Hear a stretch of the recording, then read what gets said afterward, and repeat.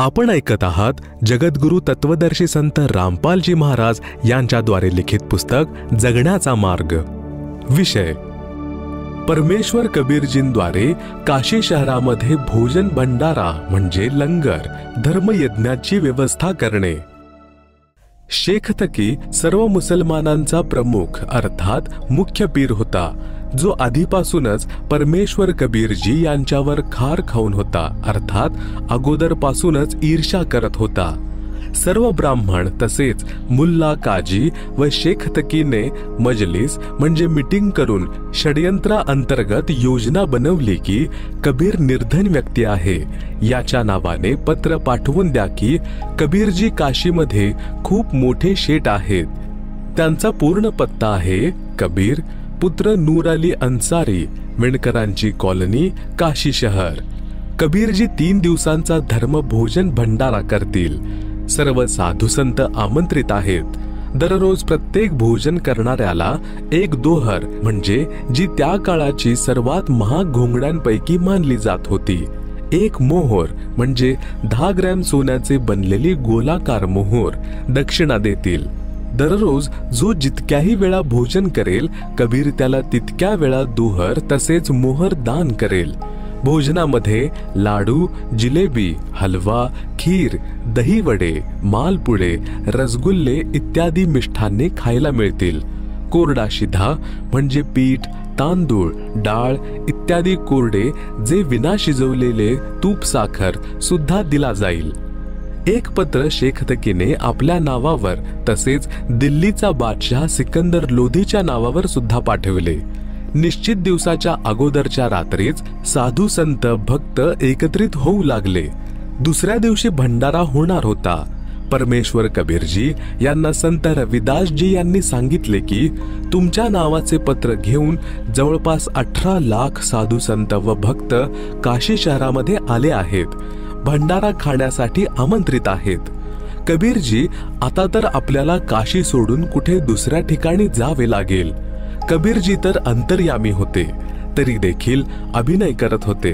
म्हणाले, रविदासजी झोपडीच्या आत बस, साखळी लावून घे, आपोआप झक मारून निघून जातील, आपण बाहेर निघायचेच नाही। परमेश्वर कबीरजी आपल्या राजधानी सत्यलोक मध्ये पोहोचले। तिथून 9 लाख बैलांवर गाढवावर ठेवतात त्याच प्रकारचे पोते म्हणजे थैली ठेवून त्यामध्ये शिजवलेले सर्व सामान भरून तसेच कोरडे सामान म्हणजे तांदूळ, पीठ, साखर, डाळ, तूप इत्यादी भरून पृथ्वीवर उतरले। सत्यलोकातूनच सेवादार आले। परमेश्वर कबीरजी यांनी स्वतः बंजाऱ्याचे रूप बनवले आणि आपले नाव केशव सांगितले। दिल्लीचा सिकंदर बादशाह तसेच त्याचा धार्मिक पीर शेख तकी सुद्धा आला। काशीमध्ये भोजन भंडारा सुरू होता। सर्वांना प्रत्येक भोजनानंतर एक दोहर तसेच एक मोहर म्हणजे 10 ग्रॅम सोने दक्षिणा दिली जात होती। अनेक बेईमान संत तर दिवसात 4-4 वेळा भोजन करून 4ही वेळा दोहर तसेच मोहर घेत होते। काही कोरडा शिधा म्हणजे तांदूळ, साखर, तूप, डाळ, पीठ सुद्धा घेत होते। हे सर्व पाहून शेख तकीचा चेहरा रडवेला झाला। तो राजा सिकंदर लोधी बरोबर त्या तंबूमध्ये गेला, ज्यामध्ये केशव नावाने स्वतः कबीरजी वेश बदलून बंजारा म्हणजे त्या काळातील व्यापाऱ्यांना बंजारा म्हणत असत याच्या वेशात बसले होते।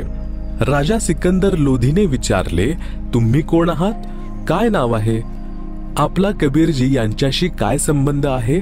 केशव रूपात बसलेले परमात्माजी म्हणाले, माझे नाव केशव आहे, मी बंजारा आहे। कबीरजी माझे लंगोटियार आहेत। मला त्यांचे पत्र आले होते की एक छोटासा भंडारा म्हणजे भोजन करवण्याचे आयोजन म्हणजे लंगरचे आयोजन करायचे आहे, काही सामान घेऊन या। त्यांच्या आदेशाचे पालन करण्यासाठी सेवक हजर आहे। भंडारा सुरू आहे। शेख तकीच्या छातीत धस्त झाले व तो जमिनीवर बसला। जेव्हा हे ऐकले की एक छोटासा भंडारा करायचा आहे, जिथे 18 लाख व्यक्ती भोजन करण्यासाठी आले आहेत, प्रत्येकाला दोहर तसेच मोहर आणि पीठ, डाळ, तांदूळ, तूप, साखर सुद्धा कोरड्या शिधा रूपात दिला जात आहे, याला छोटासा भंडारा म्हणत आहेत, पण तो ईर्षेच्या अग्नीमध्ये जळत विश्रामगृहामध्ये निघून गेला, जिथे राजा थांबलेला होता. सिकंदर लोधीने केशवला विचारले, कबीरजी का नाही आले? केशवने उत्तर दिले की त्यांचा सेवक इथे बसलेला असताना त्यांना त्रास घेण्याची काय आवश्यकता? जेव्हा इच्छा होईल येतील. हा भंडारा तर 3 दिवस चालणार आहे. सिकंदर लोधी हत्तीवर बसून अंगरक्षकांच्या सोबत कबीरजी यांच्या झोपडीजवळ गेले. हत्तीवरून उतरून राजाने दरवाजा वाजवला. म्हणाला, परवरदिगार, दरवाजा उघडा, तुमचा मुलगा सिकंदर आला आहे. कबीर परमेश्वरजी म्हणाले, हे राजन, काही व्यक्ती माझ्या मागे लागले आहेत. दररोज काही ना काही नवीन षडयंत्र रचून त्रास देतात. आज खोटे पत्र टाकून लाखो व्यक्ती बोलावले आहेत. मी निर्धन विणकर कपडे विणून कुटुंबाचे पोषण करीत आहे. माझ्याकडे भोजन भंडारा म्हणजे लंगर करण्यासाठी तसेच दक्षिणा देण्यासाठी पैसे नाहीत. मी रात्री कुटुंबासहित काशीनगर सोडून कुठे दूर ठिकाणी निघून जाईन. मी दरवाजा उघडणार नाही. सिकंदर सम्राट म्हणाला, हे कादिर अल्लाह म्हणजे समर्थ परमात्मा, मी आपल्याला ओळखले आहे. तुम्ही मला भ्रमित करू शकत नाही. तुम्ही चौकातील खुल्या जागेवर कसा भंडारा सुरू केला आहे? तुमचा मित्र केशव आला आहे. अपार खाद्य सामग्री आणली आहे. लाखो लोक भोजन करून तुमचा जय जयकार करीत आहेत. तुमचे दर्शन घेऊ इच्छितात. एकदा दार उघडून आपल्या सेवक सिकंदरला दर्शन तरी द्या. कबीरजी संत रविदासजी यांना म्हणाले की उघडा दरवाजा. दरवाजा उघडताच सिकंदर राजाने जोडे काढून मुकुटासहित दंडवत प्रणाम केला. मग काशीमध्ये सुरू असलेल्या भोजन भंडाऱ्यामध्ये येण्याची विनंती केली. जेव्हा कबीर परमात्मा झोपडीतून बाहेर निघाले तर आकाशातून सुंदर मुकुट आला आणि परमात्मा कबीरजी यांच्या डोक्यावर सुशोभित झाला. तसेच आकाशातून सुगंधित फुलांचा वर्षाव सुरू झाला. राजाने कबीर परमात्मा यांना हत्तीवर चढण्याची प्रार्थना केली. कबीरजी यांनी रविदासजी यांना सोबत घेतले. राजा, रविदासजी तसेच परमात्मा कबीरजी तिघेही हत्तीवर बसून भंडाऱ्याच्या ठिकाणी आले. सर्वांशी कबीर शेठ यांचा परिचय करून दिला. तसेच केशव रूपात स्वतः डबल रोल करून उपस्थित संत भक्तांना प्रश्न उत्तर करून सत्संग ऐकवला, जो 24 तासापर्यंत चालला. अनेक लाखो संतांनी आपली चुकीची भक्ती सोडून कबीरजी यांच्याकडून दीक्षा घेतली, आपले कल्याण करवले. भंडाऱ्याच्या समाप्तीनंतर जेव्हा उरलेले सर्व सामान व तंबू बैलांवर ठेवून चालू लागले, त्यावेळी सिकंदर लोधी राजा तसेच शेख तकी, केशव आणि कबीरजी एका जागेवर उभे होते. सर्व बैल तसेच सोबत आणलेले सेवक जे बंजाऱ्यांच्या वेशभूषेमध्ये होते ते गंगा पार करून निघून गेले. काही वेळानंतर राजा सिकंदर लोधी केशवला म्हणाला, तुम्ही जा, तुमचे बैल तसेच सोबती जात आहेत.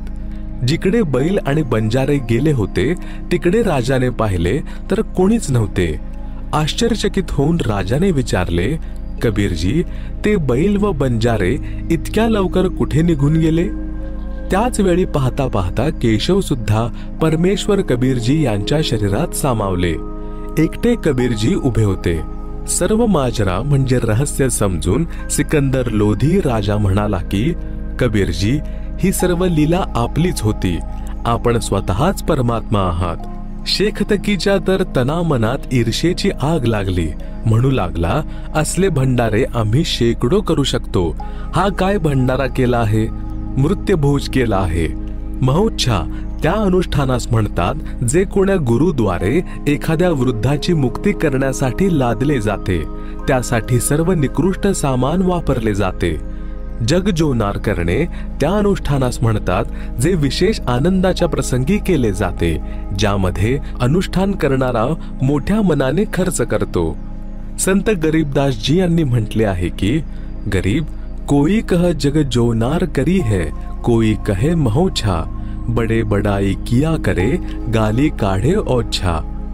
शब्दार्थ, त्या सहभोजनास म्हणजेच भोजन भंडाऱ्याला पाहून सभ्य व्यक्ती तर म्हणत होते की मेजवानी म्हणजे मोठ्या मनाने धर्मासाठी पैसा खर्च करून धर्माचे कार्य केले आहे, म्हणजे धर्मयज्ञ करून अन्नदान केले आहे, अर्थात जीव घातले आहे.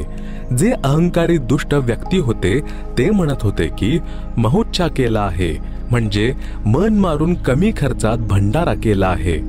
सारांश: कबीरजी यांनी भक्तांना उदाहरण दिले आहे की जर तुम्ही माझ्याप्रमाणे मनापासून भक्ती कराल, तसेच प्रामाणिकपणाने निर्वाह कराल, तर परमात्मा तुमची अशी मदत करतात. भक्त हाच खरा शेठ अर्थात धनवान आहे. भक्ताजवळ दोन्ही धन आहे. संसारामध्ये जे पाहिजे ते ही धन भक्ताजवळ असते, तसेच सत्य साधना रूपी धन सुद्धा भक्ताजवळ असते.